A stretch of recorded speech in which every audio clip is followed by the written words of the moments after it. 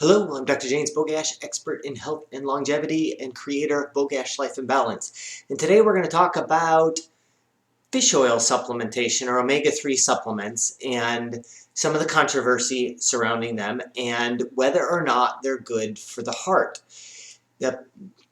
There's no doubt, no question that healthier fats are good for us. Despite the 80s and the 90s and the dietary guide pyramid telling us that we should eat them sparingly, which was always a mistake, eating good high-quality fats in your diet is always a good thing. So we're talking about nuts, seeds, nuts with no added oils. So you have to read the ingredients label, no cottonseed oil, no peanut oil, none of those added oils in there.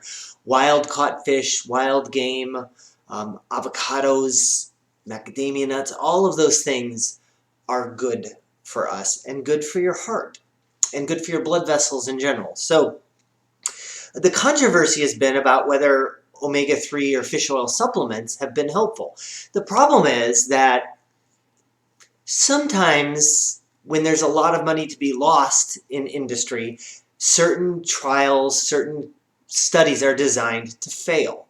That could be with low levels of omega-3 without concern for quality of omega-3s, all of things which have problems. Dosages clinically or generally are related to the patient's problem. So I may have one patient that comes in and we talk about 1,000 milligrams a day, and somebody else comes in and we may be talking about 3,000 or 4,000. So they can vary in dosages. But sometimes clinical studies are designed to fail, or even when they were successful, we looked at the wrong markers, which makes this particular study very interesting. And in it, the researchers looked at, they took 106 patients who were generally at high risk based on their CTA score, so their coronary computerized tomography, angiography. They looked at the blood vessels around the heart using an ultra-fast CT.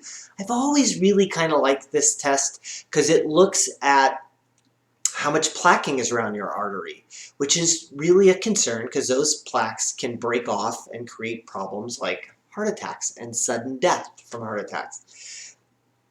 But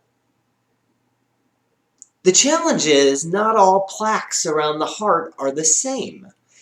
And it has a lot to do with what would be called the friability, like how easy is that plaque to break free? Because if we have a big artery over here with a little small plaque in it, but that plaque breaks free and it makes it down to a smaller artery, all of a sudden that can create problems. So the stability of a plaque is very important.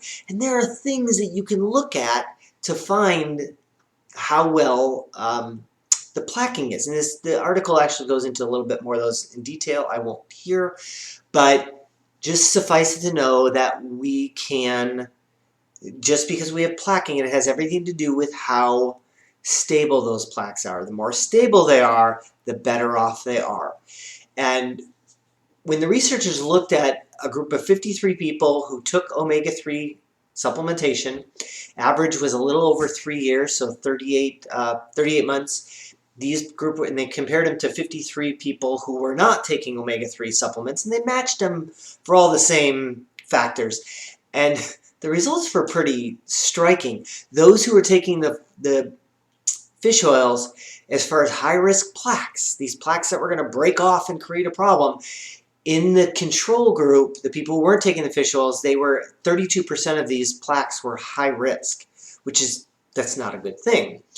In the fish oil group, which keep in mind that we know that healthy fats have a tendency to stabilize plaques, so this completely makes sense, but that number was 3.8%. Almost 10 times less unstable high-risk plaque than in the group that wasn't taking the fish oils.